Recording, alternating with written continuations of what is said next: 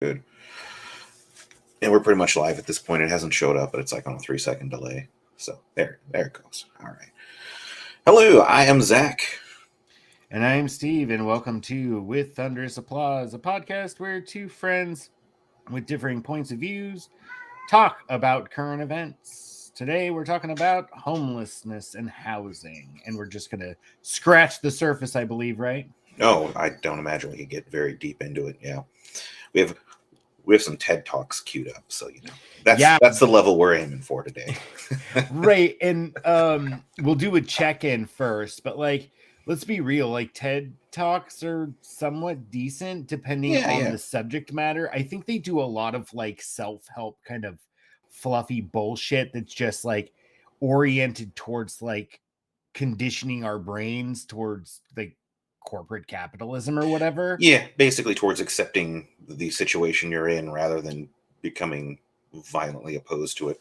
Right, but they do host and have, good conversations on various subjects. So Absolutely. Yeah, yeah. So let's yeah. check in. What's up? What's new? Electric Boogaloo. I spent the last 4 days of work training my replacement. Friday was my last day. Cool. Uh, the extent of their knowledge about me was that I like Rockstar, so I got like the Infinity Gauntlet of Rockstar colors. They gave me or I think like 12 of them or whatever. There's all the different colors. I thought it was pretty nice of them. Oh, they gave you a going away gift. Yeah, just a bunch Oh, of that's Rockstars. rad. I mean, it's probably like $20 worth of Rockstars. They had a little, or cupcakes, cookies, party stuff like that. That's cool, considering Yeah, you hadn't been there very long. yeah, a couple of years, yeah. Um, Turned in all my corporatized shirts and everything, and pieced out of there right at 5 o'clock. I took some plants with me too. I had a whole bunch. I think they're called apophis. Um, they're like really hardy indoor plants, and I had been cultivating them for 2 years, kind of training them along the cubicle wall. And I was talking to the lady who takes care of our plants, and I was like, I think I'm going to take some cuttings, and she's like, just take the whole things. They're 2 years old. I'll replace them with something else. I was like, all right, Oh, cool. that's cool. Yeah. So now I got some house plants to take care of. Excellent. Yeah, we've been trying to up our houseplant game here also. Yeah, with me, let's see. So second midterms, yard work, uh children, yeah, same shit, Meetings. different day, man. Yeah. Yeah, no, I'm just fucking exhausted, dude. I'm so fucking over it. I think I mentioned to you, I'm pretty sure I'm not gonna apply to grad school this year Yeah. and mostly focus on my advanced permaculture program I'm in and try and get some projects, big projects done around here, like rainwater catchment. I'm going to build a landscape wall to kind of create a courtyard in my front yard and Right on. provide more physical distance from the fucking 5-lane boulevard I live on. Yeah, I mean, right now you've just got that one Yeah, wooden just a wall, screen. but it doesn't really do much. Yeah. No, and let's be real. A landscape wall is not going to fundamentally mute the sound of a busy boulevard that's like No. 60 feet from my front door. But what it will do is create a private space in the front yard with a gate. Because we also being on a boulevard and yeah, just some of the characters that are in the neighborhood, we've had people bang on our door at 2 o'clock in the morning asking to charge their phones and Yeah. It's like, no, shit go to like the Elks that. And Lodge. we're It's right like, over there. just providing a little bit. I'm not super concerned about security. I mean, we've had shit Yeah. stolen here, but Yeah. we actually had someone come in the house and steal shit around Christmas a couple Yeah. years ago. But generally I'm not concerned for our physical safety. But just being able to provide a clear line, that is public, this is private, because right Right. now you literally can walk from the sidewalk right up to the house with no impediment. Yeah. And so having a gate and a courtyarded area, and we'll be able to plant citrus guild and get we're gonna plant a Mexican lime. in front of the girls' bedroom, my daughter's bedroom, and that way, like, that'll help with like the street lights and shit that come in at night. And so we're designing around how to mitigate urban spaces using permaculture design. So, You know what I always tell the people who wanted power is when I was playing Ingress in Pokemon Go, I found out that the Elks Lodge has unlocked power outlets on the outside of the building. So just send them that way, you know. Yeah. The times that it's happened, I mean, it's fucking always sketch as fuck. And it's like because we stay up late, right? So they're walking down the street and like all my neighbors' houses are recessed. There's either like fences and gates, or like the doorway is like back behind landscaping, so it's not visible. Ours, you can see the front door, and like we stay up real late, so like the lights are always on, like or they see a light on and it's the only light on the street, so they come to the door.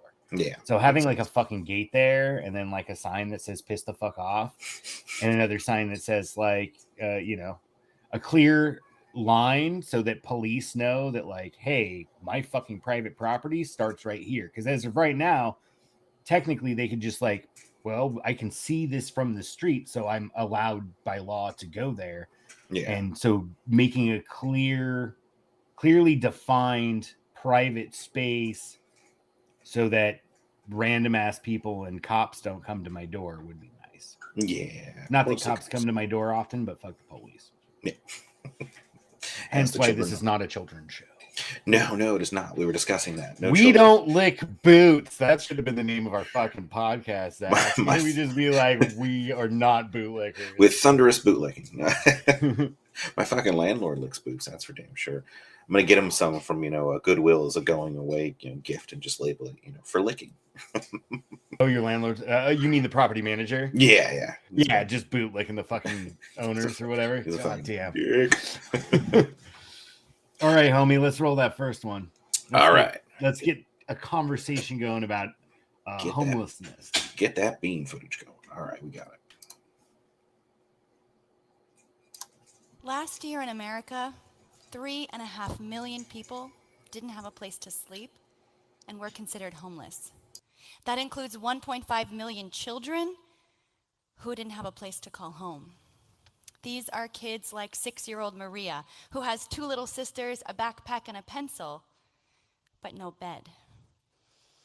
Homelessness is defined as sleeping in places not meant for human habitation. Most people without homes either sleep outside, in their cars, or in homeless shelters. I think we can all agree that sleeping outside or in your car are not places meant for human habitation. But I'm going to argue that most of our traditional homeless shelters are also not places meant for human habitation. Brain research shows us that the kinds of shelters most of our communities have actually make it harder for the people who stay there to get out of homelessness. I'm here to share there's a better way to shelter using trauma-informed design and architecture. For the last 12 years, I've been the executive director of a nonprofit that operates shelters for homeless families with children. I've worked with thousands of people without homes, and I have seen how hard homelessness can be on a person and a family. I've also seen how our traditional homeless shelters make things worse for the people who stay there. To understand why this is, let's take a look at some brain science, which helps us understand what goes on in the brain when someone experiences something as stressful as homelessness. You see, when anyone's brain is exposed to any stress, the brain releases chemicals to help us get through that stress. If it's positive, motivating stress like buying a new home or finals week at school, the brain releases chemicals that promote emotional regulation, critical thinking, and logical thought, all very good things that get you through stress. But when it's negative stress, the brain releases different chemicals that put you into what I call survival mode, because it focuses on making sure you just survive whatever stress you're confronted with. When you're in survival mode, the chemical reaction turns off your prefrontal cortex, the part of your brain that's responsible for all of our uniquely human brain functions. Things like critical thinking and comprehension, logic and rationality. You don't have these things available to you in survival mode because your prefrontal cortex is unplugged and offline. Even if you tried really hard, this chemical reaction would prevent you from bringing it back online. You're left in survival mode, the fight, flight, or freeze system that leaves you on high alert, ready for danger. Survival mode is really helpful, say when you're in the wild and you see a lion. Survival mode helps you get ready to fight that lion or run away from that lion to protect yourself and save your life. But survival mode is also triggered in response to stress like domestic violence and homelessness. Losing your home causes you to have the same brain reaction that confronting a lion in the wild does. And when you experience homelessness for several weeks, months, or even years, your brain stays in survival mode that whole time. Survival mode stops being momentarily life-saving, like when that lion's running at you, and it starts being maladaptive. It turns into a trauma, where the brain is so overwhelmed with stress chemicals like cortisol and adrenaline that it starts to rewire itself into being in a constant stress response. Unmute myself there. All right. Yeah. Sounds terrible. Yeah, so honestly, I was looking for like a clip on adverse childhood experiences. And I found that clip, and I kind of wanted to share that because like that's something that like policymakers, like of course, like they're talking to these nonprofit folks and they're talking to social workers who all bring this forward, yet there's not really a clear understanding, especially among the public, and most of the politicians and city managers, etc., don't give a fuck what the data says, right? Because they have a penal mind. They have a fucking homelessness should be punished. Yes, it should be punitive. And that is why she had mentioned how homeless shelters actually are in and of themselves like inflicting trauma, and that's fucking intentional. Go ahead. Well, that photograph looked like the barracks in boot camp. Oh, fuck yeah. Yeah. But worse. Oh yeah, and it's way worse because at least in the barracks, like you're surrounded with some camaraderie there. It's like other people you don't know. You can't bring your dog. You can't be co-located with your partner if you have one. And that's why even though there may be shelter beds, people are still sleeping rough, which is the term I think they is a good term for it. But basically sleeping outside or unsheltered. Right. Because like there's so many fucking rules, and it's like I know here it's like you got to be in no later than 7:30 and you have to be out at 6. There's no place to use the bathroom or take a shower or anything outside of those hours. And that sounds like it basically prohibits you going and getting a graveyard shift, job that might help you to get out of there. Absolutely. Yeah, and so you're stuck. Yeah, no, I actually had a formerly unhoused woman live with me for a while. And that's basically what she said. She said like it was impossible to get a job while being in the shelter because like there were zero exceptions. There weren't like, here's my employer, here's the time I get off, I will come straight here. No fucking exceptions. 7:30 in, not in, fuck off. And that's just like how, it's really a system of punishment. It's like, we're going to provide you this service, but we're going to put so many strings attached to it and make your life miserable. And most unhoused folks I've talked to about local shelter system say that they're like not very clean. The staff is like fucking really mean and rude to them, which makes sense because it's wholly funded. Like the dude's fucking name is on the building, Hignall, which is like a developer which owns a bunch of commercial properties and a bunch of residential properties, like commercial properties.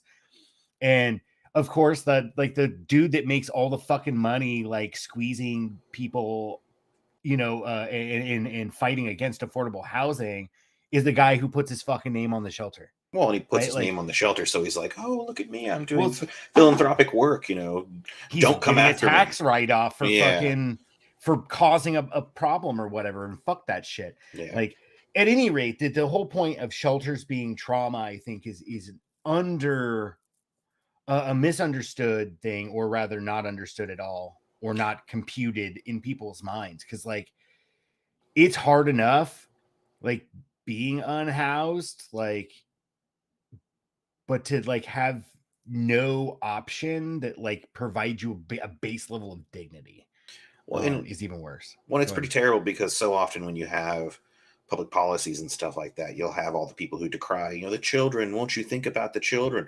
We got some fucking children right there. Why aren't we thinking about them? When a family loses their house, it's not like the kids are just taken care of automatically. They go where the parents go until they're taken away by CPS or something like that. But they Right. go where our parents go. Right. And so like there are quite a few programs. Generally, women with children are Hmm. not homeless, like unsheltered for very long. Right. There are a lot of programs for them. There are programs for women with children. Yeah. There are not programs for single men that got injured on the job or whatever else. And What they're about on families with children? What about, Yeah. are you telling me that you need to basically send your wife and your kids off to the women's shelter and you have to go find your own shelter? I think if it's a couple, generally speaking, they do try and house families, but I don't think it happens very often. Often, like she mentioned, domestic violence and stuff. Like, Yeah. often it's a woman leaving a bad situation. But at either rate, like most of the unhoused folks, at least in Chico, are like, I would probably say 2/3 of them are like over 55 Hmm. and just like just never made a lot of money. They didn't Right. have any as if job training and education and shit actually matter. I mean, it does a little bit, but like some had like really great jobs and for whatever reason can't do them anymore. And then they can't, like, even if they get a social security check, like the federal government does not raise it with the cost of living Hmm. efficiently enough, especially when they just generalize a cost of living and don't actually look at like individual markets. Right.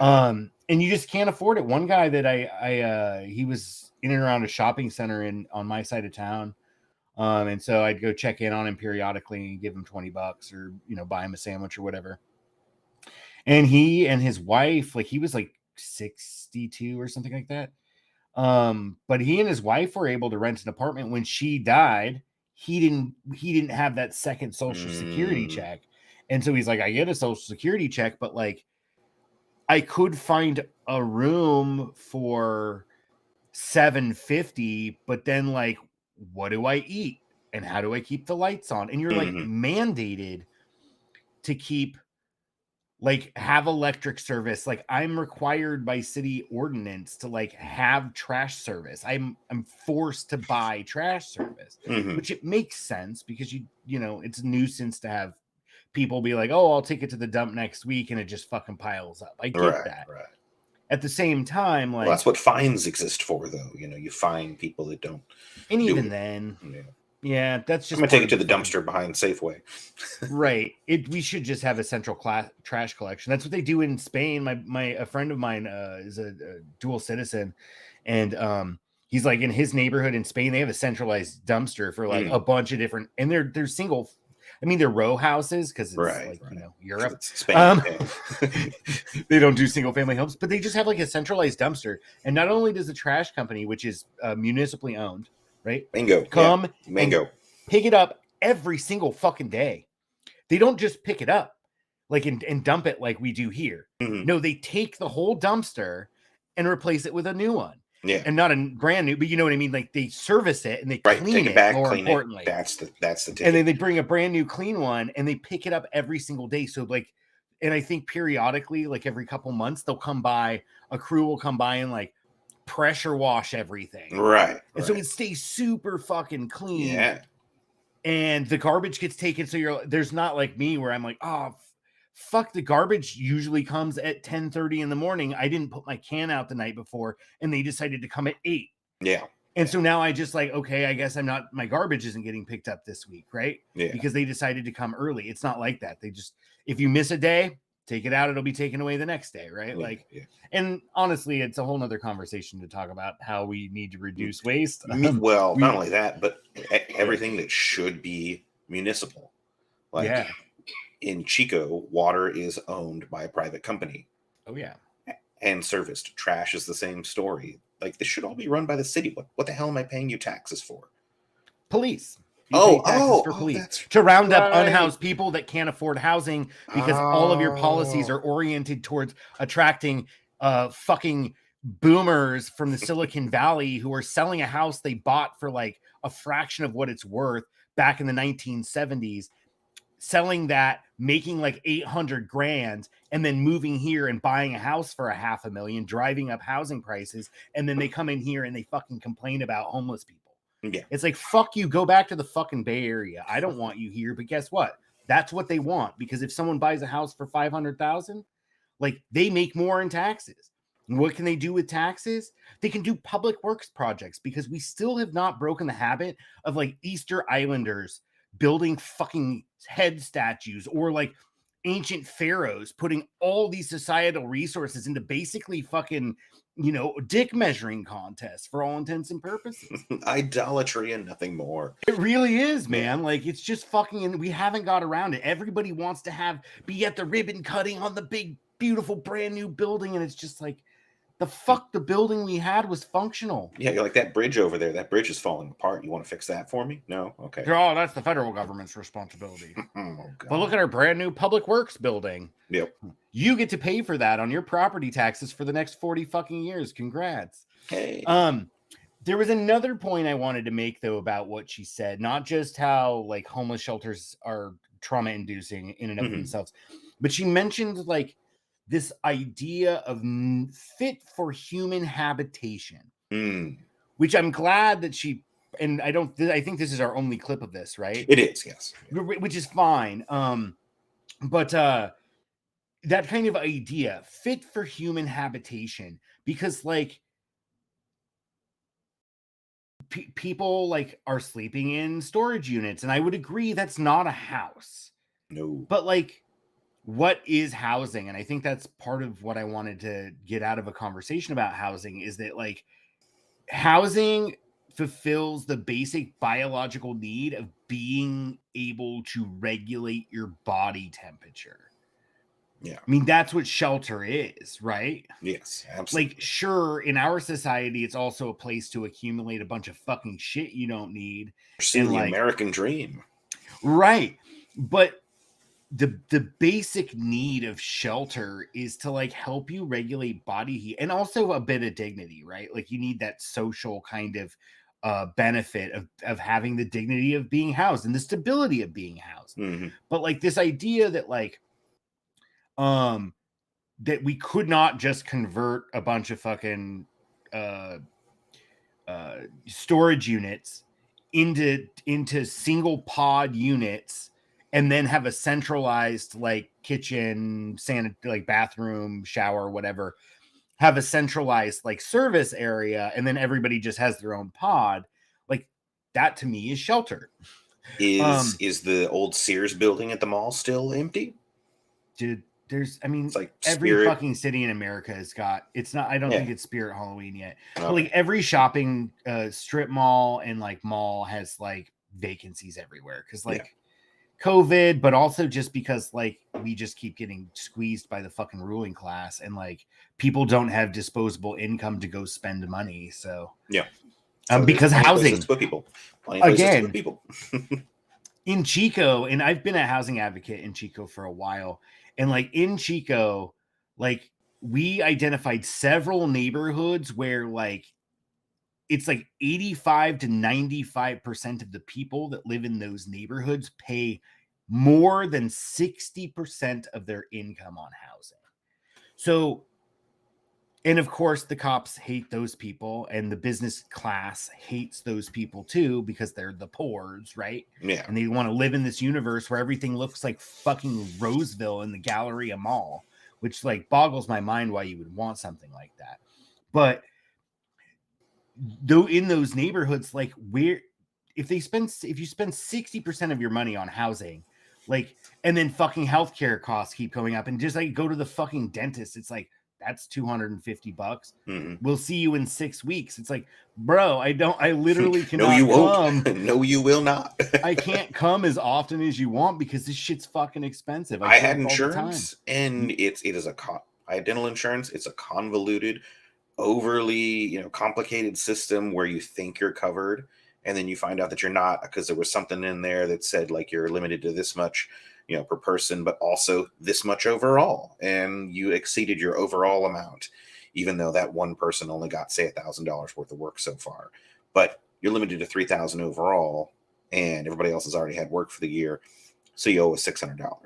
It's like, so I just is the answer that I just pre-authorize everything and make sure that everything's okay, wasting my time and my basically my money, more or less. But yeah. And we're not talking about fucking healthcare here, but it's just part of it, right? Yeah. Because like, and I don't even think we're going to get to, and we're going to have to do another one to talk about like market dynamics and speculative forces, and greed, and the fact that capital has no reasonable place to go because the globe is saturated. Like every economy that we could build a factory in to exploit cheap labor or exploit proximity to like resources, like all of that's fucking played out.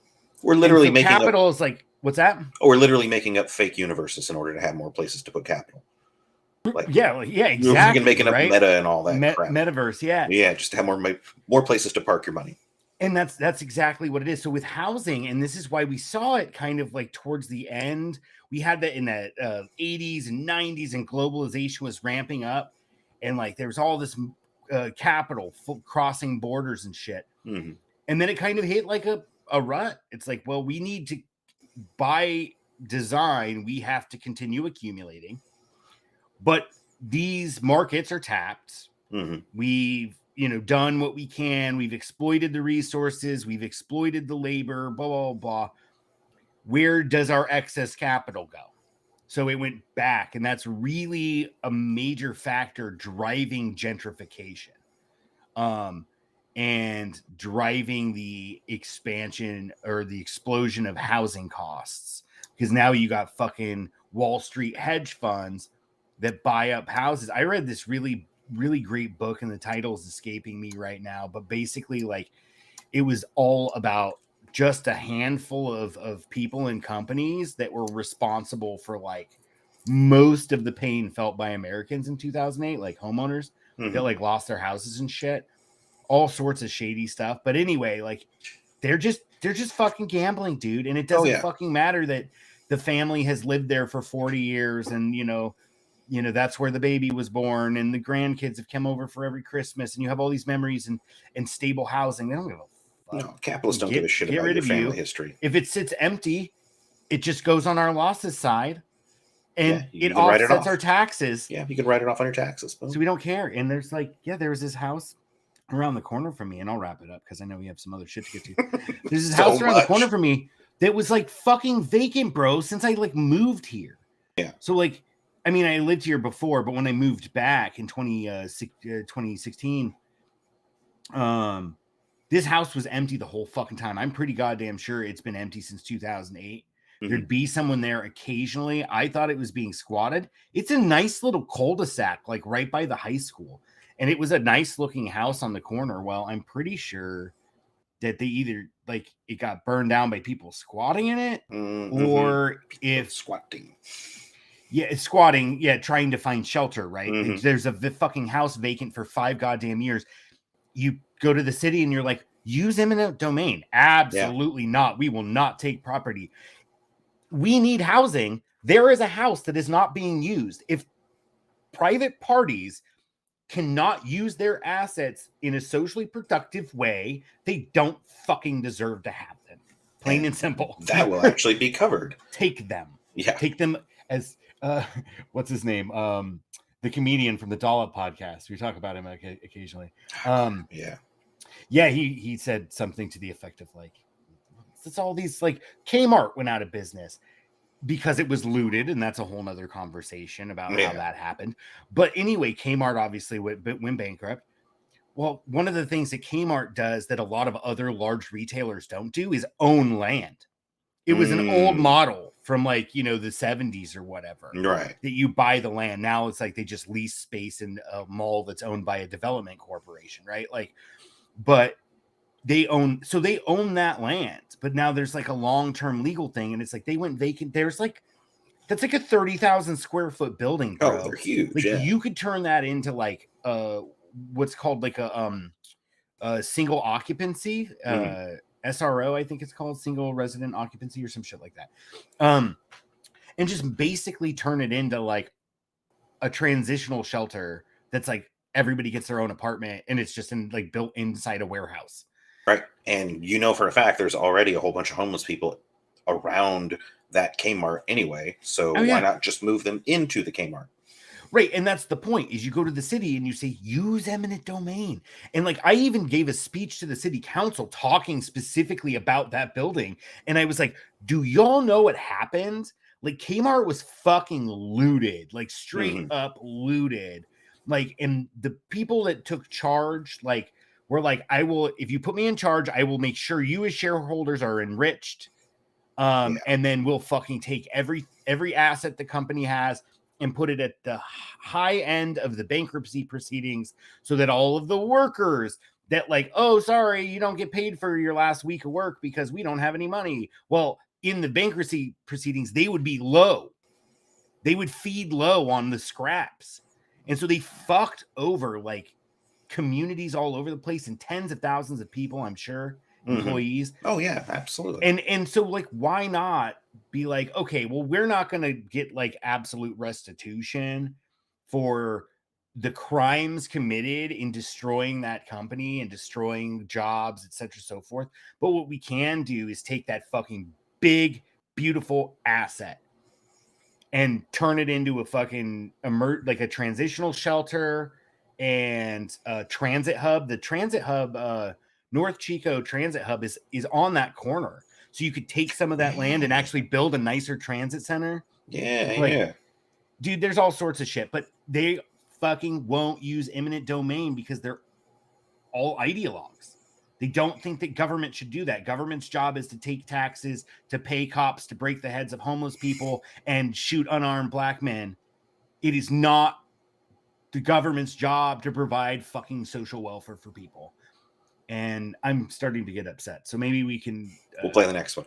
We'll play another clip and give me a cool down. I'll give a cool... I'm just going to start fucking going off, dude. I'll give a cool little... so unjust. Technological thing I found out. You can undock the scenes from OBS and move it around. So now I can put it right next to the play button for the videos.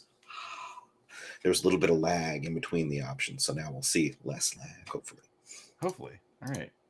Up and down the West Coast, we are seeing increases. In fact, the federal government recently released numbers indicating that the driver of the increase in homelessness nationally was because of California and Oregon. So what is happening in our states? We don't suddenly have a lot more people who are poor. We just have a lot less housing that is affordable to people who don't have a lot of money. Many of y'all are probably starting to feel this pinch. More and more of us are renters. More and more of us face severe rent burden. It makes us impossible to be able to access housing. And why is that? We don't have a right to a house. Our ability to access housing is fundamentally tied to our wealth. And this means as the housing market spirals upwards, fewer people can stay in their homes. In Portland, we had entire apartment complexes receive eviction notices so that developers could rehab buildings and rent them at a higher rate. Entire apartment complexes with no place to go. This has happened up and down the coast, and it continues to happen. Warehouses where people were squatting, now built, redeveloped, turned into fancy condos with expensive shops in the middle, the first floor. Where do those folks go? Well, those are the people that you now see sleeping on your street. There's always been homelessness with us. We just haven't been very good about talking about it because we haven't been able to see it. People have lived in poverty across the country, And the reason the housing market is so critical to this discussion is that we know that in other states, people are still able to stay in their housing regardless of their life circumstances. It's important to keep in mind that that doesn't mean their housing is okay or acceptable, but that they aren't forced out to the streets so that a developer can make more money to allow someone with a lot of money to be able to purchase that home. We're back. Yeah, man. So maybe in the future we'll just like play all of our clips and then rant about it because like we basically covered some shit that she already talked about. I don't think I could do that, man. I can't remember everything that everybody says for that long. That's fair. But maybe we'll keep our commentary shorter per clip, and then that way we're not like. But I mean, like realistically, like is she wrong? Like, no.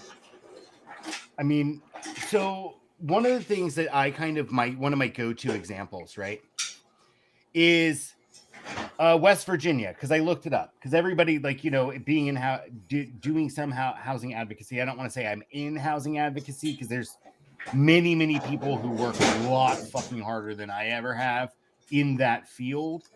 But I have been a vocal advocate in political spaces for public housing. Social housing is what we call it. But my go-to example is always West Virginia, because people are like, oh, all these people, they're just fucking junkies. They're all junkies. It's like, well, you've never talked to them? Because like, I know junkies, like not a lot personally. Obviously, those aren't the kind of people you tend to keep in your life, unless, you know, it's your child or something. And then it's kind of a hard decision to stay in their life, right? But like the heroin issue, I'm like, West Virginia is like leaps and bounds worse than any other fucking state for opiate addiction and opiate issues, right? They don't have a homelessness problem. They have fewer homeless people in the entire state of West Virginia than we do in Butte County, a county of 250,000 people. Wow. And I don't even know what the fucking population is since Paradise burned down. It's probably declined slightly. Because a lot of people fucking left. And then the housing market got all super fucked after that too, because we lost 20,000 housing units in like an afternoon. In an already like housing stressed area, right? Like, and so anyway, the point I was making is they say it's drugs, and then I say, well, what about West Virginia, where the drug problem is far worse, but they don't have a homelessness problem? And the response I get is, it's cold in West Virginia, so they come to California. And I was like, no, motherfucker, you can rent a 2-bedroom, 1-bathroom apartment in West Virginia for less than you can get a fucking room in a shared house here. Yeah. You can get a 2-bedroom apartment there for like fucking $550. Because the economy is so depressed. Where do they think West Virginia is? Like north to south. They are convinced. People that fucking hate homeless people are dude, I thought I was going to cool down listening to that clip. Damn it. I'm so sorry. We can go on to another one. Fucking fire. No, real quick though. Yeah. They're convinced, like they're just like, they want to believe it, right? Because if you're like, well, they're busing them in from other places, then you don't have to acknowledge that you have a fucking problem. You said the problem is coming from elsewhere. Right, so what we got to do is push it back out. Yeah. And the reality is that like after the campfire is a perfect example. I lost and I'm fucking financially stable. I consider myself incredibly blessed. I've made a lot of sacrifices. I wouldn't say everything was handed to me. I certainly definitely worked hard, but I consider myself incredibly lucky, and B, like just things worked out for me in a way that it doesn't for other people. And I'm not wealthy by any fucking stretch of the imagination. No. But my point is that they say that people come in so that they say that there doesn't have to be a problem. But like after the campfire, I lost my fucking childcare because like my childcare provider lost her house because like the person who owned it and she had been renting from for like 10 years. She rented the same fucking house for like a decade, which is a long time. That's amazing. She had a business there and all that shit. Yeah. They wanted to sell. And rather than being like, you've lived here for a very long time, we will sell you this house at a reasonable rate. They said, fuck you. People are paying fucking $600,000 cash. Yeah. Like because everybody, there was just a bonanza, like in all sorts of like investment companies came in massive and bought speculation. houses, Yeah. waited 2 weeks and then fucking sold them and made like 150 grand a transaction. Yeah. It's fucking insane. But anyway, they lost their housing. So like, not only like I lost my childcare bill went up 250 fucking bucks a month. You wonder why I'm not downtown shopping at your fucking bullshit novelty boutiques? Because my fucking childcare just went up 250 fucking bucks a month because we don't have stable housing for people that do things important like providing fucking childcare. Anyway, it's a whole fucking mess, man. Yeah. But I think she touched on another thing and I forgot because I was ranting, but like but this idea that like the problem comes from elsewhere, I think is incredibly important to continue to discuss. But she also said that we have a homelessness problem because housing is not a right. And I think in one of at the beginning of the TED Talk, which I don't think we included that clip, she talks about how many other people, or not people, other countries, including the United Nations itself, right, have included housing as a fundamental human right. Yeah, I do believe that's in one of the later clips as well. So, oh, it is. Okay, so then let's just play the clip. But and then at that point, I'll ask you, and we'll have a small discussion about housing as a human right and what's the, you know, how would that work? Absolutely. Here we go. 3D printed with concrete. That's the What goal. we're really doing when we go into neighborhood association meetings and fighting it out over what to do about people who are sleeping on our sidewalks is we're actually trying to answer the question, what is our responsibility, or what should our response be to the very real situation that people are suffering and they're impacting the systems of our cities that weren't equipped to deal with this. If you actually want to talk about solving homelessness, though, that is tied to housing. All right, so that sounds easy. Back to the idea that housing is simple, because it is. All right, so here's some fun ideas that we could have. Oprah could just show up and say, you get a house, and you get a house, and you get a house. We could all leave tonight, and say, you know what, let's enact the biggest revenue measure possible to pay for housing for everyone. Now everyone's like, not so sure about that. One of my other favorite ones is that in Portland, in 2017, we had thousands of vacant luxury housing units available, enough to house every unsheltered person in the region. The government has the power to, in fact, take property. It's called eminent domain. So why don't we use eminent domain to take those units and house people? Here's my favorite one. How many of y'all received government assistance growing up to stay in your house or have continued to receive it? All right. How many of you own a home through a mortgage?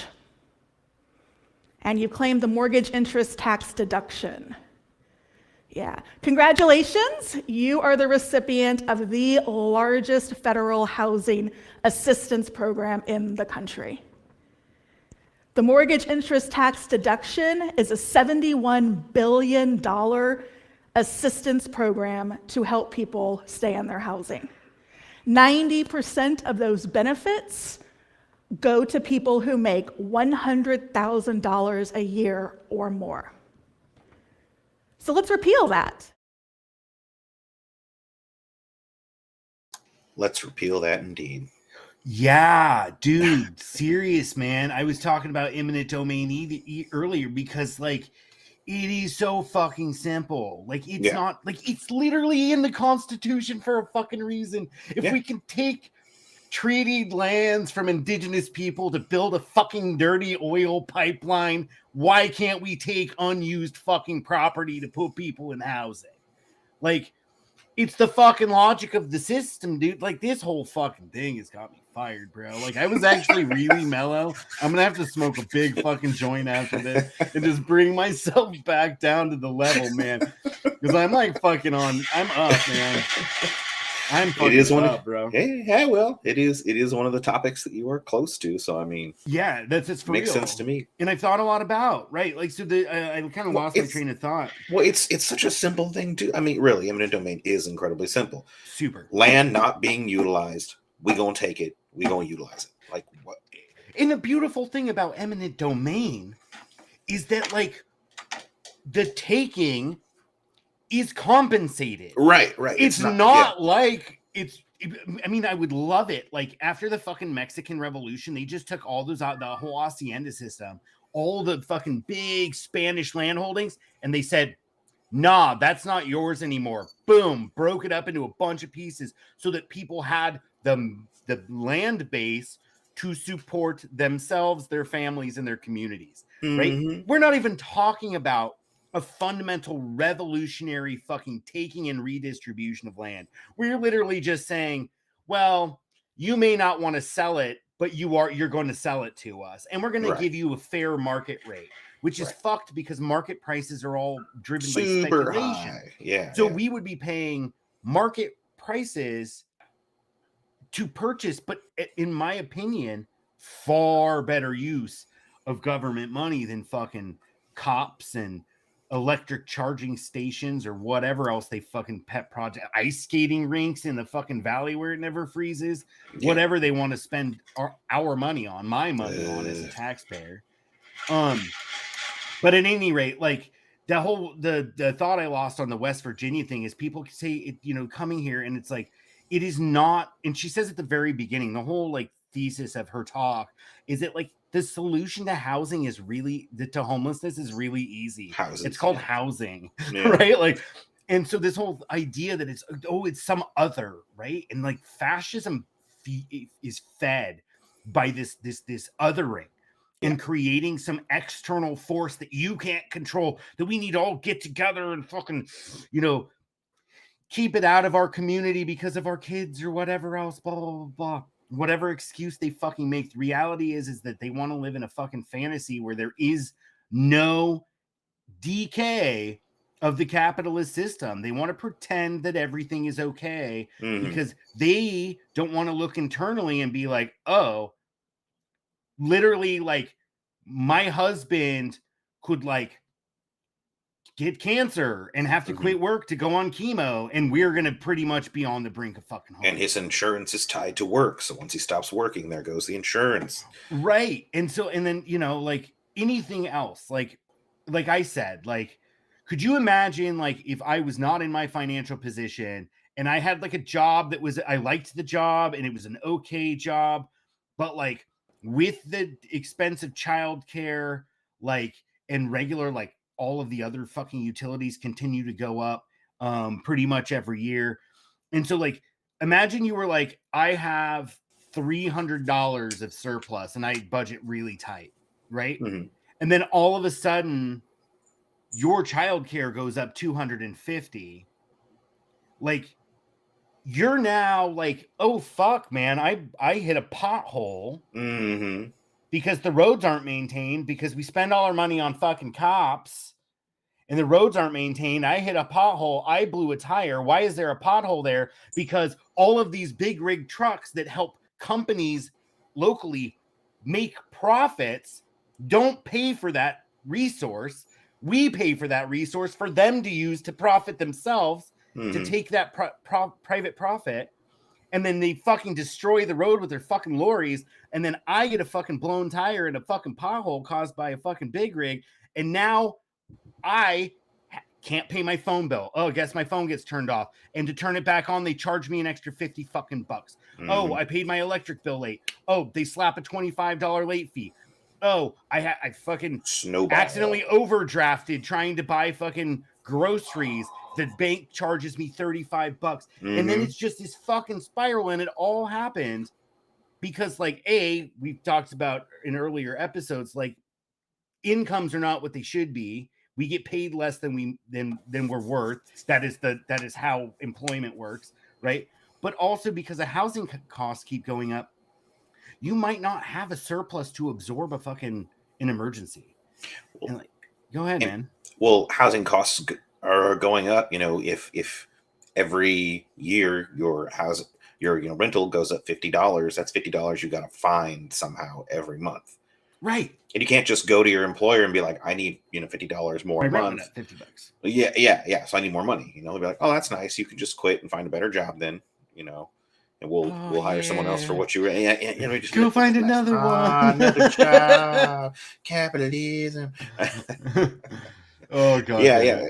And so like all the forces are against, you being able to afford what you have, stay where you are, and then definitely against you getting ahead. Yeah, man. And so like with this, the solution to homelessness is easy. It's housing, like, and using eminent domain is an option. It will never fucking happen. The ideology, and this is the fucking so-called liberals are the ones that were like, oh, I would never. We're like, we need sanctions camping as like a stopgap measure. But like the only way to fix this is to provide housing units. Yeah. And it has to be no strings attached. You have to be like, here's the housing unit. We are going to have a social worker check in on you, but you're allowed to be in that housing unit unconditionally. It is Real yours. fucking high on drugs if you want to be. Yep. Yeah. If you want to get fucking high and drunk. Yeah. Yeah. High and drunk, like whatever. It's your fucking prerogative. And then we'll be like, but now you're in stable housing. The social worker can begin to get to know you and whatever and help you. But the thing is that they won't do that. When we had COVID, there was a state program. This is the state of California. Rather than being like, we're the fucking state of California. We can take all sorts of shit and we have a massive budget. See, in cities, it's a little bit harder depending on the city because they don't have that big of budgets. Like their tax receipts are not that high. Like the city of Chico, I think it's 1% of, or it's a fraction of property tax revenues. The county gets it and then distributes part of it back to the city. And then sales tax from the state sales tax, 1% of that comes to the city as general fund money. Right. So they're getting 1% of every dollar sold. But if people keep paying more for housing, they don't have disposable income to spend money. So your tax receipts are driven down. Right. Like they just don't even understand the basic fucking economics of it. And it drives me fucking nuts, bro. Maybe let's play another clip. Maybe we should. Unless you have a thought. Maybe we should skip the next clip. No, let's do it. Did I just say what she was going to say? No. I just. You don't want me to get fired up? Let's get pissed. Let's get pissed. Here we go. All right. But we have to remember that the foundations of our country set into motion what we have today. We structurally created homelessness for entire sets of people. Enslaved African Americans lived in sheds and shacks and stables. White women could not earn a salary or own property. Native Americans were pushed off their land titles stripped, and marched across the country, many living in the Pacific Northwest today, who started off in completely different places. And the mentally ill, they were sent to the countryside to live in sanitariums where they were often experimented in. We let people be homeless from the start of this country. And to be surprised at the idea there is still serious homelessness today means that we haven't really accepted how we started and created an unequal foundation in this country for so many people. 40% of the homeless population in this country is made up of African American people. African Americans are only 13% of the nation's population.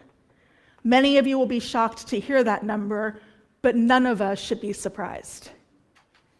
We said from the start, if you were not a wealthy white man, you did not have a right to a home.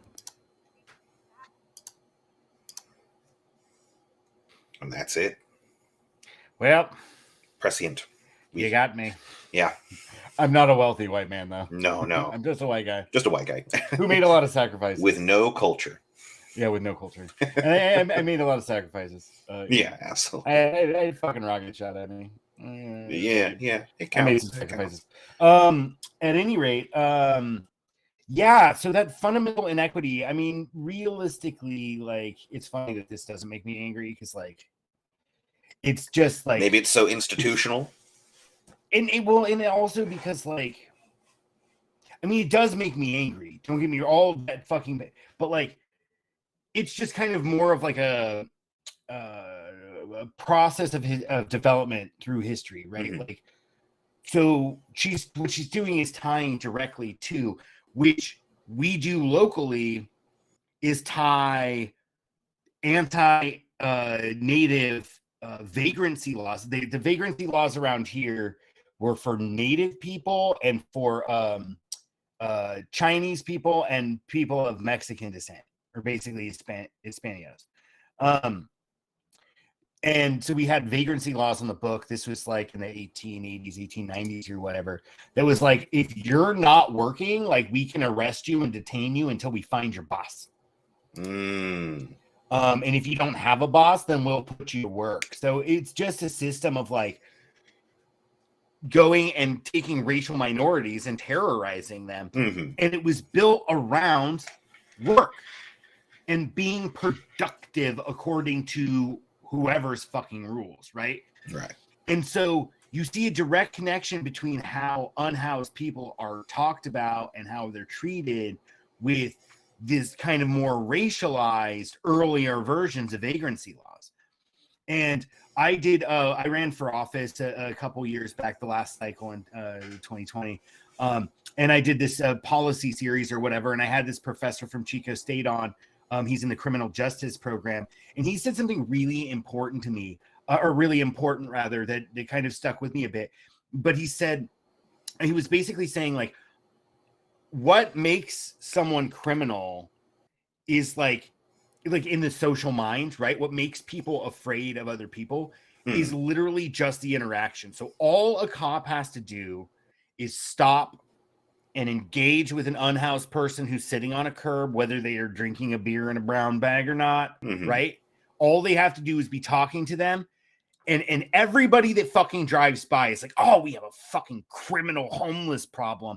Because like in their mind, cops talking to unhoused person, and the cop could, I mean, I'm not saying cops are good people, but in that case, the cop could be like, hey, how are you doing? It's hot outside. Do you need water? I don't think our cops fucking do that. But my point is that it doesn't matter what the context is. You're driving by, seeing a police officer interacting with an unhoused person, and in your mind, you say criminal vagrants. I mean, they literally, the vagrant is like a popular word for unhoused person. And it's like echoing back to the vagrancy laws, right? Like, it's just fucking insane how like the perceptions of homelessness as like as being something that criminals are homeless, right? And it's not the laws that criminalize homelessness that make them criminals, but that just a priori, by virtue of being homeless, they are criminals. Right? Well, clearly they did something wrong. Why can't they get a job? They must have done something bad. Right. They must have done something bad.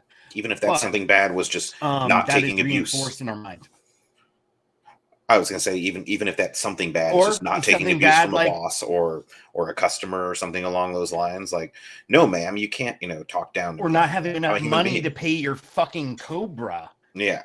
Yeah. Or not having enough money to pay Cobra when you have to stop working and lose your job. And then they're like, oh, we'll get you Cobra. And you're like, $3,500 a month, bro. That's more than my mortgage, my car, and all. Like, that's more money than I make in a month. Like, how the fuck am I going to pay $3,500? You ain't. And so, like, yeah, and so that's what they're guilty of. And dude, I talked to not long ago. Sat and talked to a lady. I always keep like an emergency granola bar in my console, and I had been looking at changing the flavor because it sat there for a while and I didn't really like that flavor. So anyway, I gave it to the in-house lady and just, hey, you want to have a conversation? Here's a granola bar. Talk to her, dude, and like, just an old lady, just too old to work. Yeah. And to the earlier point of the video of being homeless as a trauma in and of itself, like, absolutely. Like, this lady was like really nice, but like not socially skilled. So anybody that's like doesn't understand how homelessness affects your brain, that survival mode she was talking about, right? If people don't understand that, they see a homeless person maybe asking them a question and it kind of comes out discombobulated, or maybe it's not very clear, and they're not really thinking straight because they're in survival mode. And the other person's like, oh, they're either fucking batshit crazy or they're like on drugs and they're going to hurt me. Right. And it's just a lot of assumptions, man. Well, just making some. Go ahead. Well, no, and fear first rather than any Right. sort of compassion. But they're not worthy of compassion because they failed, right? Mm. And the reality is, well, it's their fault, dude. The chick I ran against in city council, like, she's a fucking like Christian fascist. Like, Mhm. you go to the encyclopedia and be like, what is Christian fascism? There's a picture of her and her husband wearing their fucking American flag cowboy hats and shit. Yeah. Like, straight up though. And like, they were like, God is, we can't help them because God is punishing them. That's why they're fucking suffering. God is punishing them for past wrongs, and they need to get their relationship with God right. Right. If they want God to provide a fucking housing unit. God doesn't build fucking housing, last I checked, bro. What's the T? The cross. Oh, the cross, right? Yeah, carrying the cross. Yeah, but God doesn't. Last I fucking checked, God doesn't build housing units, man. No, if he did, he'd probably be worthy of worship. That's a head scratcher. Speaking of building housing, and yeah, now your it's time God, to shift. the God of progress and technology, will save us. Yes. No, I'm just kidding. But there are with some hemp, really... he will save us with hemp. I'm just kidding. There are some very innovative things, and this is just to scratch the surface. We got a talk few about cottage housing. I co-wrote a white paper that we delivered to the county and the city, being like, let's build housing like this because it's way fucking cheaper. And they're like, yeah, but the banks won't lend on it, and the tax collector at the county wouldn't know how to assess the value of that, so we couldn't tax it. We're not going to build something that makes fucking sense because it's different, and we don't want to think about how we might be able to fairly tax it. Boom. Mind fucking blown. I want to know how many of these people that are on the streets were like all their life doing what they were supposed to do, pursuing the American dream, and that's what got them in trouble. You know, if they had just been cheap, frugal, you know, not tried to do anything to keep up with their neighbors or whatever, and we're just like, no, I don't need grass. You know, I'm just going to throw down some rocks or whatever, you know, that I find as I walk along the riverbed. I'll collect them, you know, every time I take a trip down to the creek or whatever. Like, how many of these people that are currently unhoused, you know, would have been fine because they wouldn't have wasted all their money trying to be a good American. Well, and I don't think that's necessarily the case. I think, like, you know, my neighbor, he lucked out, man. Like, but like, he just recently retired, but he was a mechanic, worked on a walnut holing facility. That fellow to the east of you? Yes. Okay. Yeah. And so he was just a mechanic. He worked in an almond shelling and holing facility, or walnut holing and shelling, right? And so all he did was, like, when holing and shelling season comes, like, it's 24 hours a day for like 8 weeks. But most of the year you don't do shit. So he would, like, they have like maintenance. The machine cannot go down during the season because it's just so they basically, like, that's a good belt, like a good conveyor belt. Yeah. Doesn't fucking matter. There might be a crack that we can't see, even though we're inspecting it with expensive equipment or whatever. There might be, so we just put a brand new one on every season because we can't afford for that to go off, and we can't afford to shut this down even for an hour. No, right? Just like with the John Deere tractors, they can't afford to be out during the harvesting season. Right, precisely. And so anyway, he worked there, and I asked him he worked there for like 25 years. His fucking wage that he was making when he retired was like $22 an hour. That is not enough. Dude, like, you couldn't even afford to buy a house with $22 an hour. No. You can barely afford fucking rent in some places, and you can't afford rent in some places. I mean, if you're talking about a single person, not at all. It would take both people in the household working. You certainly couldn't buy a house, but the thing is that they bought a long time ago and had a fixed rate mortgage, and he's fucking lucky that, like, I mean, just the lottery of where you were at what time and what it was. But for people in our generation, dude, and especially like Gen Zers and shit that are younger than us, like, you can't fucking get in. My grandma, I might have told you this story before, but I haven't told the audience. Like, my grandmother's like, I stayed with her after I got out of the military for all of like 6 weeks, maybe, because she was just kind of a bitch. But anyway, love you, Grandma. Love you, Grandma.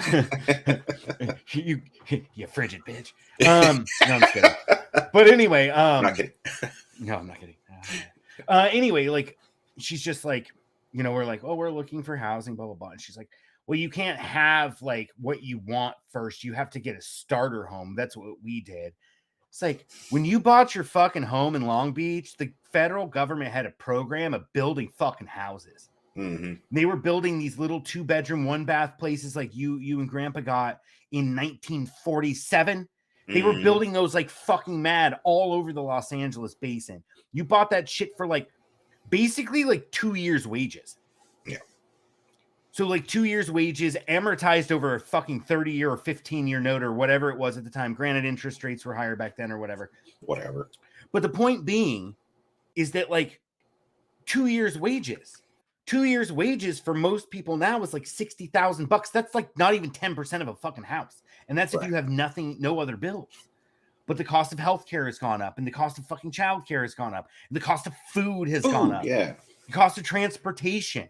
You can't get a fucking used car for like, God damn, man. It's just not the same universe. Go ahead. I was gonna say, like cars, you can barely even get a new car for under $20,000 anymore. I'm sure you can't. Maybe a fucking bare bones like manual window Toyota Yaris, maybe. No, you're absolutely correct. I think it was a Ford truck I was reading about, and yeah, everything's manual, no computers in it, no nothing, and it was like, oh yeah, it's like $19,999 or something like that. So it's just under 20. Which once you pay the taxes at the time of purchase, plus you go to the DMV and the DMV is like, that's a nice new car you got there. That'll be 2.5% of the fucking sale value. Mm-hmm. Whatever, dude. Like, yeah, it's all a fucking grift. And like for anybody, like my neighbor's fucking chill as fuck. I'm not like casting shade at him.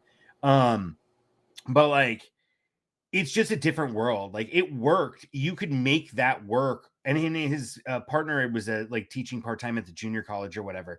So like they could afford to pay for a house because they bought it for like 110 or 120,000 just like in 1999 or 2001 maybe. They bought it for 120. Like I bought mine 12 years later and paid $270. And at the time I bought it, it was a fucking steal, dude. Right. I was like $270 for a half an acre and a fucking single family ranch. It's not ideal. It's a fucking shitty, like, production ranch house, but like on a half acre, half mile from a shopping center, across from the schools, a half mile from a 3,000 acre freaking municipal park. Like it's in 270 was a steal. Yeah. Well, the thing is, you can't really. It's just not the same universe. Well, and you can't really blame people for not keeping up on, how much everything costs and all that. I mean, unless they're interested in it. But if you learn how to do something just so you can do it and then be done with it, you're gonna stop paying attention. And as soon as you accomplish your goal, you're probably not going to follow up, on advances in it or changes in it. You're done with it. I bought my house. I did a lot of research in order to, be able to get it, and I'm done. I don't want to put that much effort into keeping up on what's going on in the housing market because I got mine. And so, I mean, you can't blame a lot of people for that. But like when you can blame them when you confront them with cold, hard facts and they dismiss you. And that for me is the frustrating thing, is where it's like, no, that's not the world we live in anymore. And they're like, well, it was when it doesn't matter. It doesn't matter what it was when you were. It ain't right now. And so I just need you to listen to me and accept it. Your aunt was able to put herself through college working at the Dairy Queen. Why can't you do that? It's like, I can't look for a job while I'm fucking working, and working for minimum wage won't pay for an apartment, Grandma. Yeah. And I have a wife and a baby. Love you, Grandma, you frigid bitch. All right, let's we learn replaced your fucking chips. We replaced them with fresh ones. Yours were going stale. We did you a fucking favor. God damn it. I love my parents. I love my grandparents. Boomers just need to be like, the world belongs to you now. We're not going to stand in the way of you making it better. Right. Stop voting. Well, this works for us. We don't understand why you can't do it this way. Because the fucking facts on the ground are fundamentally different than when you were our age. So like, fuck off. Anyway, we're talking about housing and building housing and how the solution to homelessness is more fucking houses. And so we thought we'd come in well, a little bit of fucking tech stuff and talk about innovative ways to make housing, I believe, on the cheap. Oh, it is very on the cheap in some cases, as we shall see. Yeah, Onward. you preface this because this is kind of more your wheelhouse than mine. So- I'm gonna get angry about fucking cops. I'm going to beating start homeless off. people. I love this guy. He's fun. He knows his shit about his product, Okay. and he's very well spoken on it. Was it like a fucking sales video, bro? No, man, no. Yes. Okay. Not really, but yes. Whatever, man. I mean, we're just here to talk about some housing. What tech. I love about building with these blocks is it's like Lego for adults. That's what everybody can relate to. Hempcrete is a great insulator. It's fire resistant. It's easy to build with, and it's good for the environment. So our mix is comprised of hemp hurd, which is the inner core of the hemp plant, and we mix that with lime. The reason we developed this modular building block was to make it easier to work with hempcrete and easier to integrate hempcrete into current building standards. My brother's the one who invented the product, and Mac helped somebody do a hemp build that was in situ, meaning you tap it in place on site. And it was taking an extraordinarily long amount of time, and they had to wait for it to dry as well. So he was thinking there's got to be a better way. We love hempcrete, but it has to be something that's easy for builders to use to make it practical for a building product. So that's kind of why we developed the block, so we can be on par or slightly more expensive than conventional building materials, but way superior as far as the performance of the building once it's done. It's hempcrete with the load-bearing capacity of high-performance concrete. So you're getting all the benefits of a concrete wall with half the weight, and the insulation values are 10 times more. It meets or exceeds the passive house standards for energy consumption. We developed the blocks to be easy to handle. They're only about 25 pounds. They stack and interlock together and makes an integral structure that becomes monolithic once they're all put together. And it's fast to work with, so there's no waiting for anything to dry. Once you stack the wall up, it's ready to go. I love this product. Yeah, no, like, yeah, go ahead. What are your thoughts? Something I didn't quite get to there is that it is they don't put any like sand or other coarse material in it, and so you could just run it through a bandsaw. You know, if it doesn't fit, stack. I gathered that when he had the fraction of a block that he put on the end there. Yeah, I think yeah. it's like you could probably saw right fucking through it. Oh, absolutely, yeah. Yeah. And so it's just an amazing material, and he's right. And they touch on it later. Some of the advantages over other types of masonry, and why it ends up being superior to that. But yeah, I like it. I like the fact that it is taking advantage of basically a weed that will grow in many, many different places. With, I do believe hemp is as much lower water use. Especially for fiber. It's different if you're growing for flower, like cannabis for flower, but like it needs a lot of water to mature. But if you're growing stock, yeah, I do think it uses less water. Yeah, and definitely less than like full on concrete. And he touches on like, oh yeah, I don't like calling it, hempcrete because it's there's no concrete in it, just happens to be like it. Yeah. And so I was just like, that's pretty cool, and I haven't looked at the prices or anything like that, but he says it's comparable. And he said slightly more expensive than conventional, but it has better building performance. Yeah. And he mentioned Passive House. Yeah. Which is PASSIVHAUS.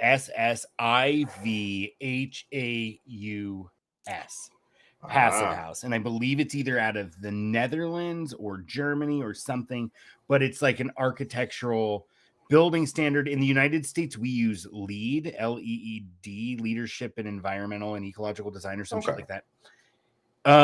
Leadership in Engineering and Ecological Design. I don't remember what LEED stands for, but that's what we're like, oh, this is a LEED Platinum. That's like very efficient. Like we used, sustainably sourced materials, and we use like a geothermal heat pump, so it doesn't use a bunch of fucking electricity, or like much less than it would, or whatever else. Like all these kinds of cool things that make buildings more comfortable, more enjoyable to be in, and use less resources, especially energy resources.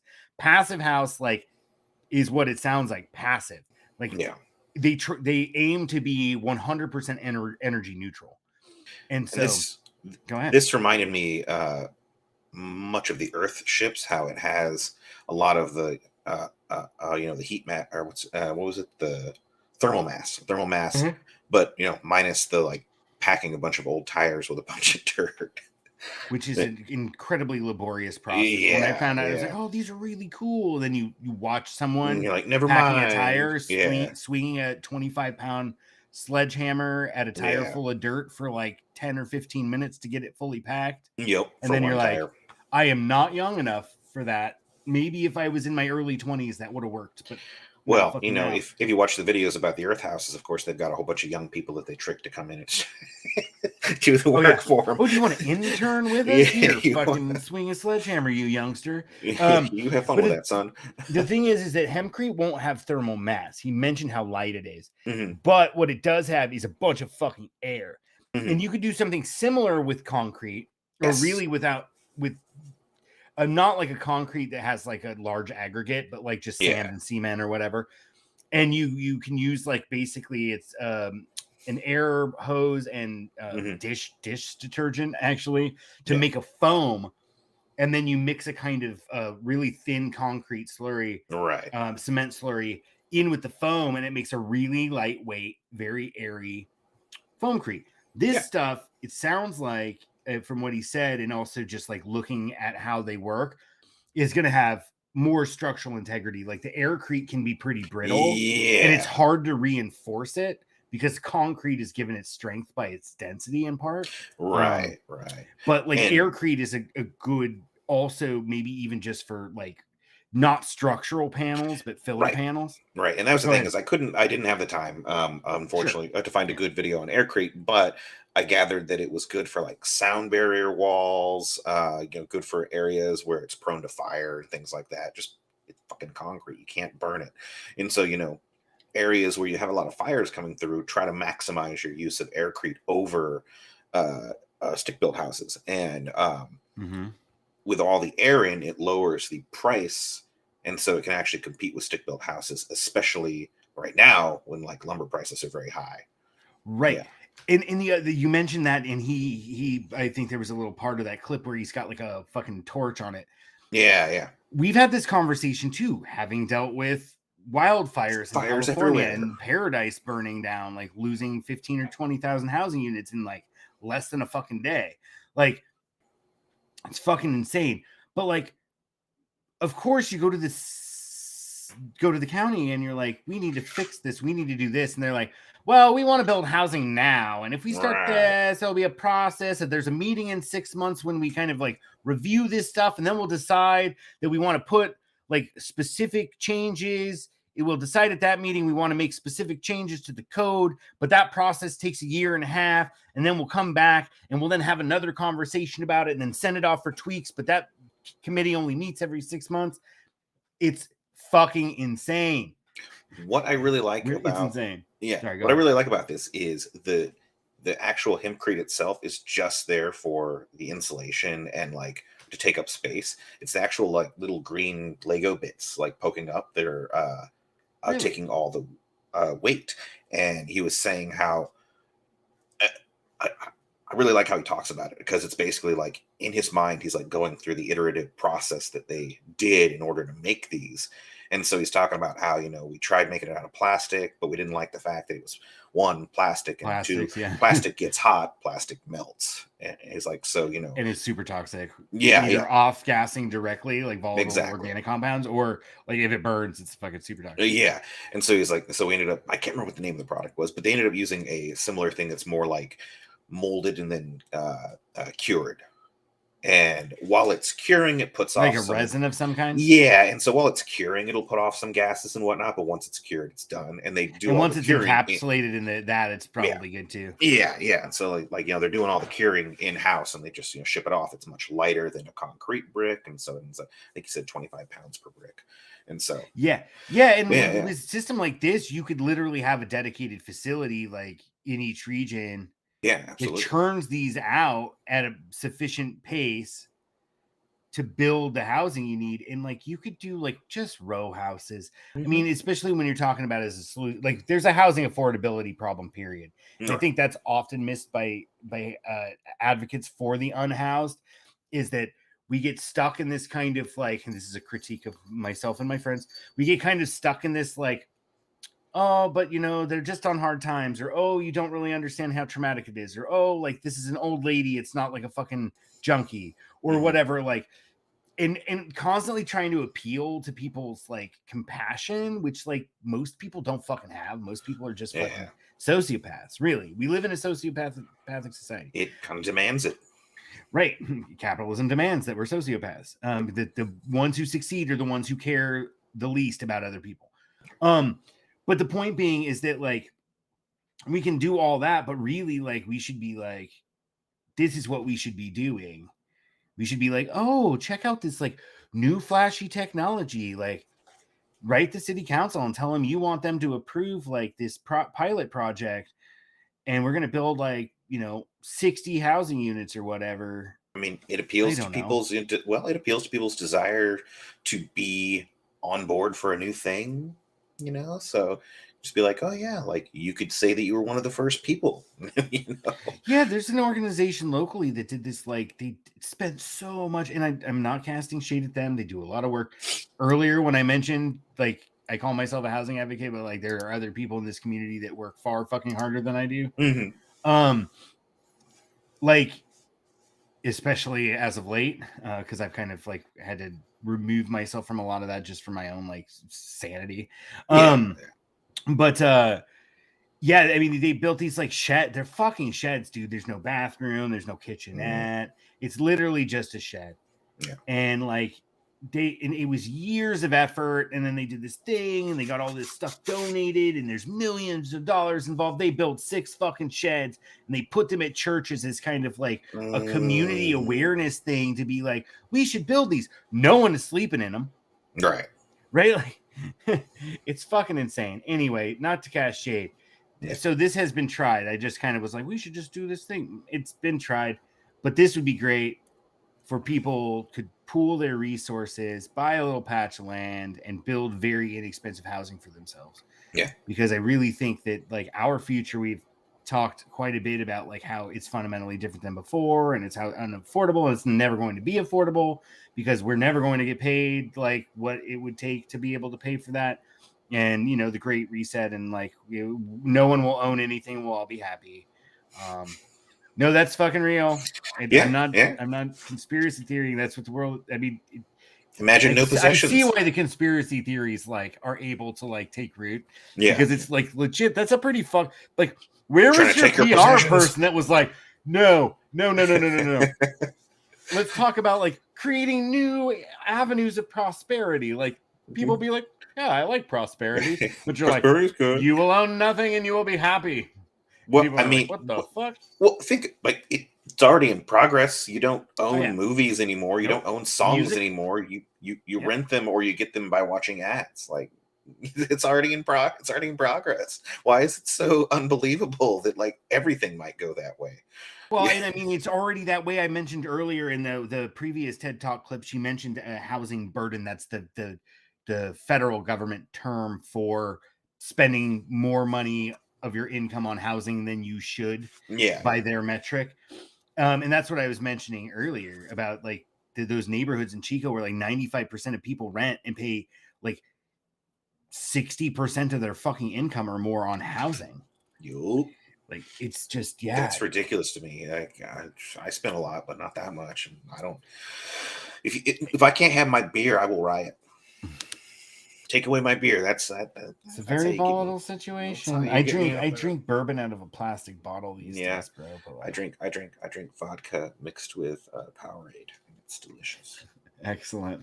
Does your vodka come in a glass bottle or a plastic bottle? Glass bottle. I'm a little bit higher class. You classy son of a bitch. It's Tito's, not Spawned.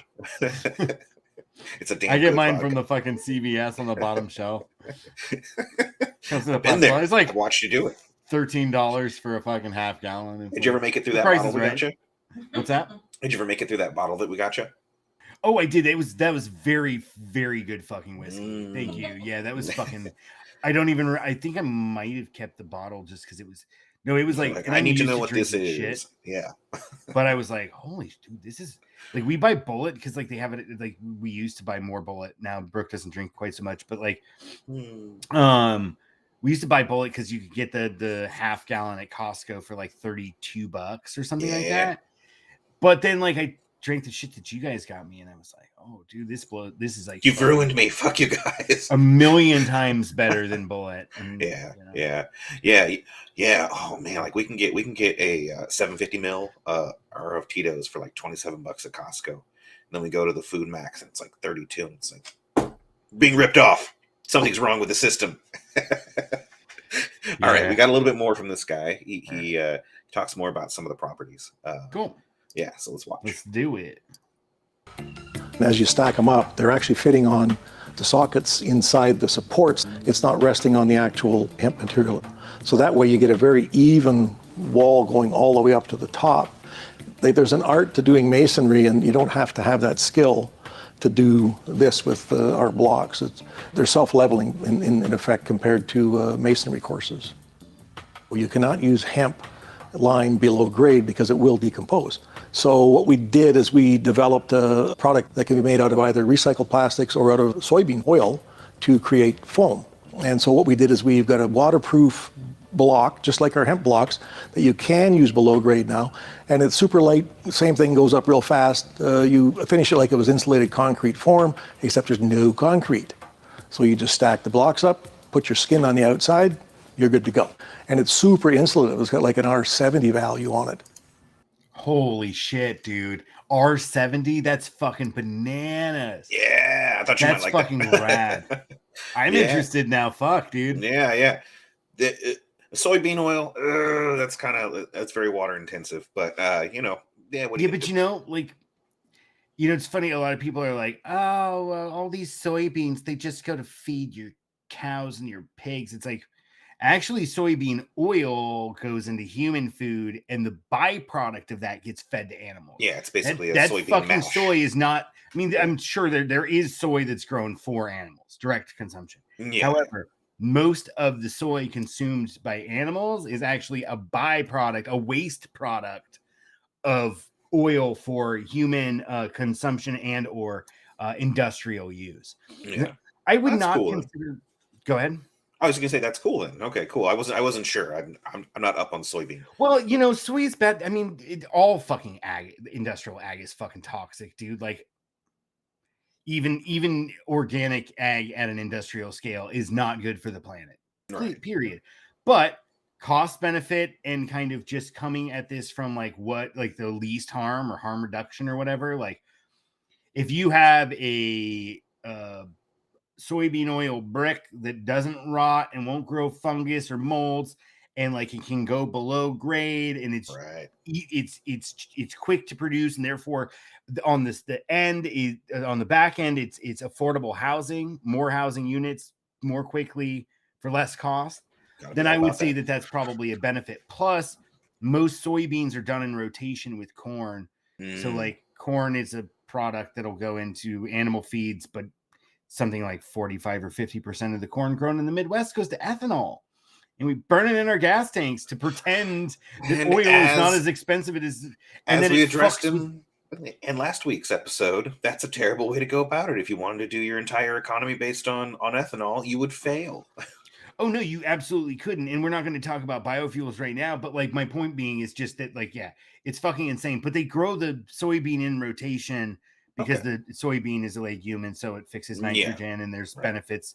And it also helps break the pest cycle, right, by introducing something radically different. Right. But it's still grown into monocrop. It still requires a bunch of fucking, herbicides and pesticides and tractors and distribution networks and all these other kind of really fossil energy intensive systems. Right. But, if we could get a good housing block, also concrete is not really that sustainable. It's kind of horrible but if you're gonna build a house that's gonna have 150 years of life, best to do it 150 or more, honestly, with those hempcrete, once you put like a good finish coat on that. Yeah, and he shows it in another part of the video. Please watch.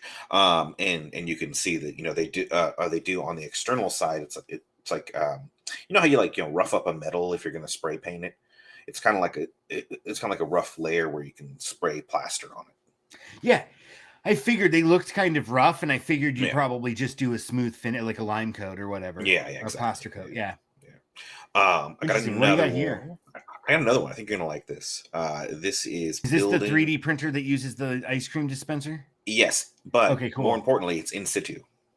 So yeah, like, they bring the machine in, right? And yep, they bring it in and they get the resources from the area. So we're gonna watch this now. Awesome. Play it.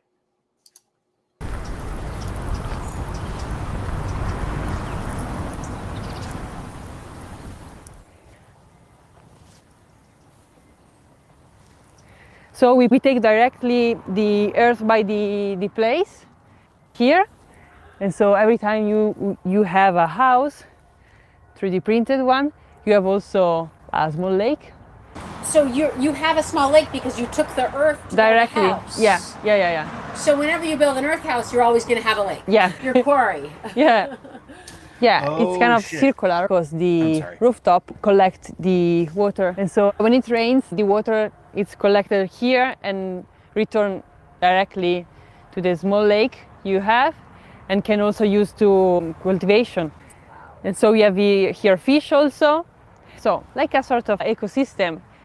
You not only take from the earth, but also give something. And so we think 3D printing and technology can really help us to go this direction. There's a rooftop because for clay house, traditionally you have to cover and protect the wall because there's any treatment on the surfaces. So it's regular clay. It's untreated. Untreated, yeah. And also you need big booths. The boots. Boots, sorry. Hat and boots, as they say, right? Yeah. Because the same, we have to protect from the water. Yeah. So I like that one. It is. That's probably not going to last you 150 years. I'll say that. It definitely sounds like it's sort of like a rough and ready sort of housing, you know, where it might be more used in areas where like you need housing, any housing, and you need it now. But you can also seal it too. So I mean, you know, you could apply more materials, you could seal it. Right. And I said oh shit there. Not really think I was unmuted. That's Kirsten Dirksen. Yeah. Yeah, and she's really big on YouTube. She's got something like, I don't know, isn't it something like 2 or 3 million subs or something? Never heard of her before today. Oh, really? She does like she's just traveled the country for a very long time doing like tiny house villages and various kinds of odd and interesting housing is like her whole stick. Right. And actually some of my favorite videos on permaculture practitioners and designers have come from her. Because she's just a fantastic, like she asks good questions and she knows what footage and how to like edit it together in a very entertaining like mini doc. Like she's very fucking talented. And I think she's got a partner and some kids. And they just live in a van or whatever and travel around the country meeting people that build interesting houses. This sounds like it's probably Canada or maybe they went to Europe. I think it's European, yeah. Okay. But yeah, I think you're right. And so you said this was earth. It's 3D printed with clay. Yeah, basically they're just pulling materials from the local area. I mean, like you saw, they just pulled it right next to the house and mixed it in with very few other things and created that. And a byproduct is you get a little pond, which is nice. Yeah. Oh, go ahead. Yeah. No, that's cool. Yeah, I've seen the 3D printers that actually use concrete as well. I was looking for one of those, but I don't know. I guess I figured everybody's seen one of those before.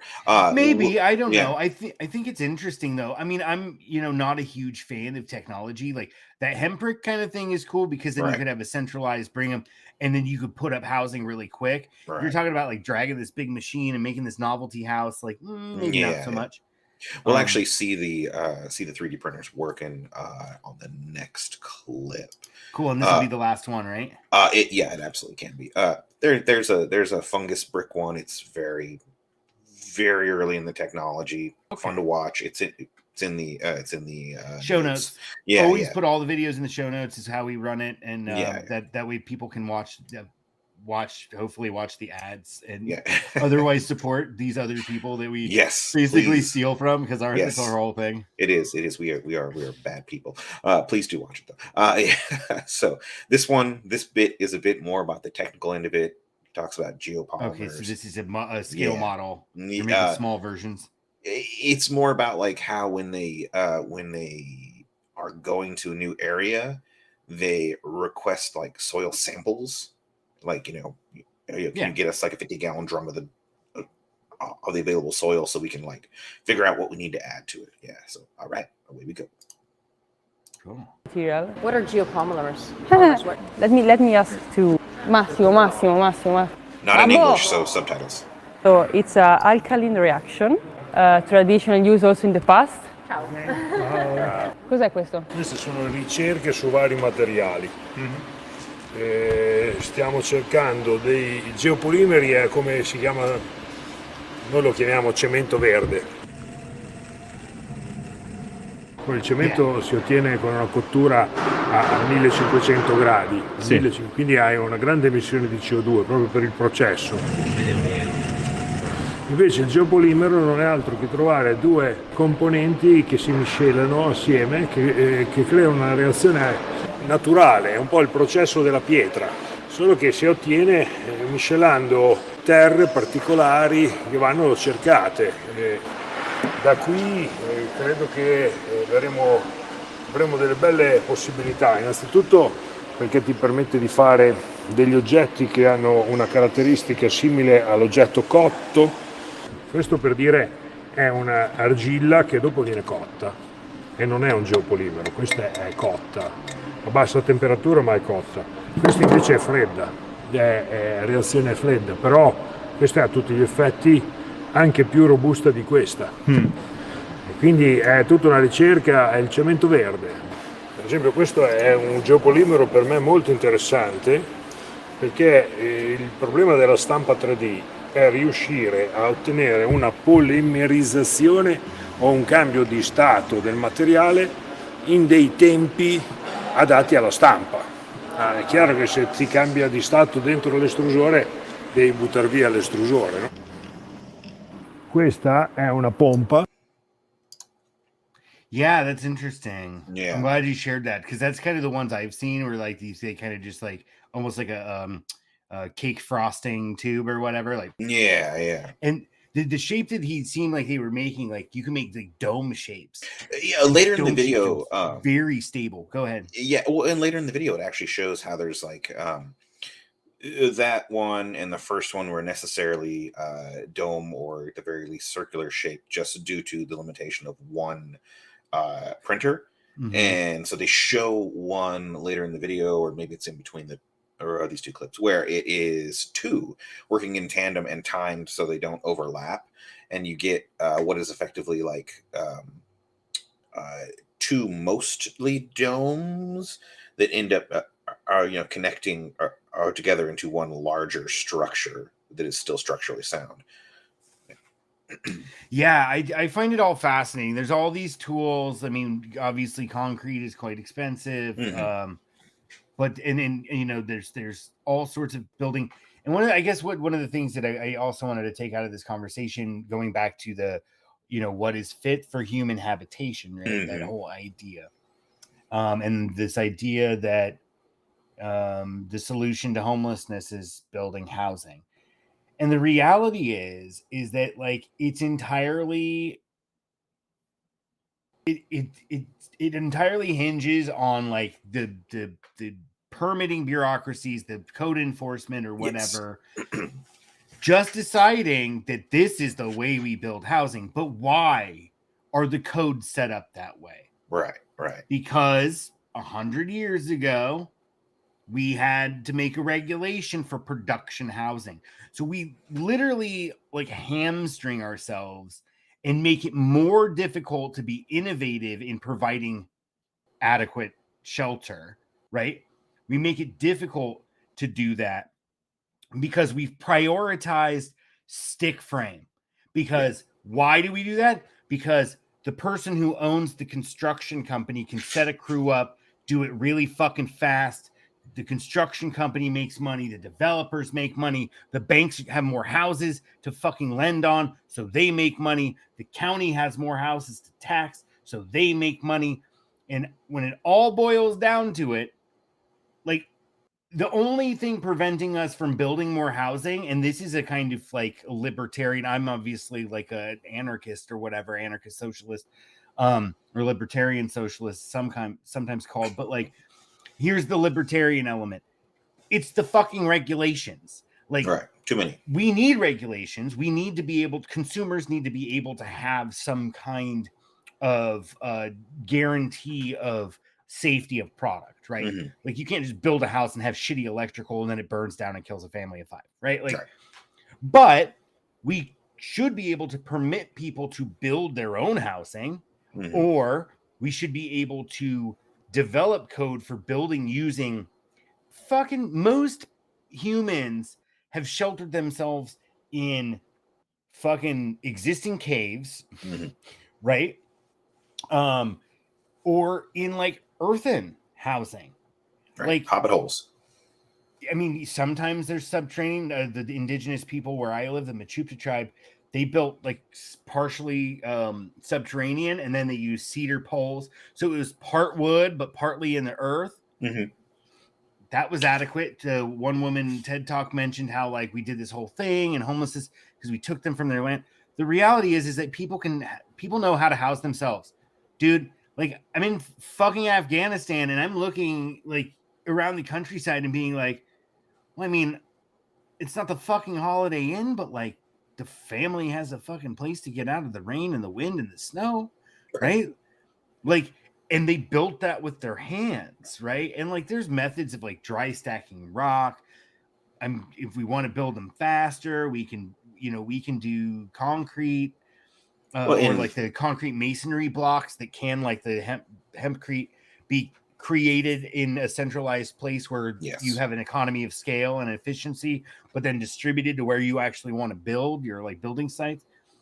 We could do all of that, but no, we like stick frame because like it makes the most money for the most people. Well, and here we like it. In European countries, they fucking destroyed all the forests basically pretty early on, and so they had to find other. Well, not they had to find. They'd already been using other building materials, and so it was just like, well, now we absolutely have to use it because we murdered all the trees. Yeah, and some of the oldest cob houses are in like super wet environments in the UK. Like, everybody's like, oh, you can't do cob where it's wet. It's like bullshit. I mean, how do you get any fucking wetter than like Wales or whatever? Like, fucking bogs and shit. It's just like all fens. Yeah, it's all just like swamps and shit. Well, I remember going to Greece. Like they got a whole bunch of houses that are just made out of minerals, basically. Like rock and like rock, concrete, and they masonry it together. Yep, and they fucking last forever. Oh, you can do nice finish coats if you want it to look nice. Yeah, there are families that have lived in the same houses for hundreds of years. And you know what? And there's like where you used to live in the neighborhood near me. Mm-hmm. There were houses on that street that weren't even 20 years old that needed like major renovations because the materials they used were so fucking cheap. Oh yeah, those were made by the lowest bidder for sure. Right, but guess what? Does it matter to the fucking bank? Nope, no. They already got paid. Does it matter to the developer? Nope, they got paid. Does it matter to the county? Nope. As long as the building's still there, they don't care what kind of fucking condition. Keep charging taxes. They're charging taxes on it for whatever price the tax rate was fixed at. Because in California, we have a fucking Prop 13, which is convoluted as fuck. So that like the longer you own property, the less you pay taxes relative to someone who bought newer, given appreciation or whatever. Right. Because their property taxes can't go up. Yeah. But at any rate, I thought that was a decent show. I kind of like ending on the tech. It really brought me down quite a bit. Like, sorry, I was getting all fucking. It's all right. Crazy and shit, but like, it's just like the woman said in the TED Talk. Like, the solution is simple. The solution to homelessness is housing. And it's like, but do you know how many fucking times you're like screaming at the brick wall that's called like government and and the conservative movement broadly and liberals too that just fucking hate homeless people because they all want to live in a fantasy that our economic system can deliver if you just work hard enough, and they're unwilling to let go of that fucking illusion. Yeah. Yeah. And so they're going to hate on people that slip through the cracks, like the ones who have the traumatic brain injury, the one that had left a domestic violence, or we didn't even touch on adverse childhood experiences, the one that grew up in like a household with, chronic neglect or sexual abuse or whatever that causes all sorts of like essentially permanent like mental impairments or social impairments, right? Like this kind of stuff that it's not your fault. You don't ask to be born into a fucking family where like your mom is letting your uncle fuck you or whatever. Like, right. Trigger warning. Sorry, that's fucked up. But like for real, like it's not your fault, but like other people don't see that shit. Like, they're just like, oh, homeless people, gross. They leave their trash everywhere. It's like, well, how about we give them a dumpster? Yeah. Well, we're not going to provide them services. If we provide services, more will come here. Don't so complain about the fucking trash. Yeah. Or provide a dumpster. That's the fucking choice. Or, complain about feces along the backside of the building, but don't offer any fucking public toilets. Yeah. Absolutely. Yep. You know who doesn't have that same problem? Europe. Yeah. And guess what? Dude, fucking places, like I mentioned Afghanistan. Dude, places that are like, we would be like, they're all fucking poor and shit. Well, guess what? They have some basic things figured out that we don't. Mm-hmm. Because again, we created a system where like, well, fit for human habitation means profitable for a developer and profitable for a bank. Profitable for a construction company. I have such a hard time dealing with people that will judge a homeless person without ever having sat down and talked to anyone. They won't. Like they think they're fucking dirty. Like I've had conversations with people, who like stink and all that stuff, and it's like I don't give a shit, man. That's a person. They were just sitting around. I love talking to people. Yeah, me too. Like to a fault. Have fucking really interesting stories. Yeah. Like because they live fucking rough and tumble. You're like, what did you do this morning? I had trouble dragging myself out of bed. Fried an egg and ate an English muffin. Fucking hate working at a bank. It's horrible. I fucked around on my phone for a little while, and then I vacuumed the floor. And they're like, oh, bro, like all sorts of crazy ass shit. Yeah. No, and that's the thing is like just sit down and have a conversation about normal shit for once. Without being like, hey, have you heard the word of Jesus? Fuck you, get away from me. Fucking get away from me. There is another one. I'm slipping. His name is slipping my mind. I think it's called like Faces of Homelessness or some shit like that. I will find it. And we will include it in the description, but there's a guy in Los Angeles who's formerly homeless and his whole YouTube thing, I think he just hit 1 million subs actually. No more. Or like a couple months ago, he hit 1 million subs, but all he does is go around Los Angeles and talk to people who are homeless to give them a voice. Okay. And yeah, he's really fucking cool, man. And like, it's just, that's all it fucking takes. It's just like, human beings are human beings, and like our economic system is the thing that's fucking it all up. Yeah, do a better job to humanize. The quicker people. we figure that out, the better, Yeah. Go ahead. Just do a better job of trying to humanize people, rather than treating them like some sort of enemy who's a drain. Who's a drain? Billionaires. And guess what? It's sorry. American oligarchs. Normalize that. The fucking transnational global elite. They're not just Americans. They're from fucking. The capital has no borders, and neither should states. Yeah. And if states have borders, then goddamn it, capital should have borders too. Until we abolish capital. But that's borders is a whole nother fucking question. I really have liked getting into the nitty gritty. We've talked about fascism, homelessness. We really didn't touch on them, but they're all related. Like everything's related, right? Like, of course it is. Yeah. But we're going to continue to see this decay.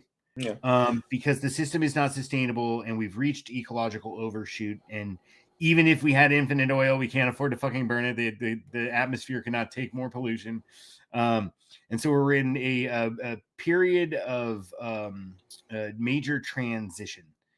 Okay. And that's why we are having these conversations, because at the end of American Empire, liberty dies. With thunderous applause. Thank you very much. Y'all, good night. Much love, homie. And see y'all. Later. Bye-bye.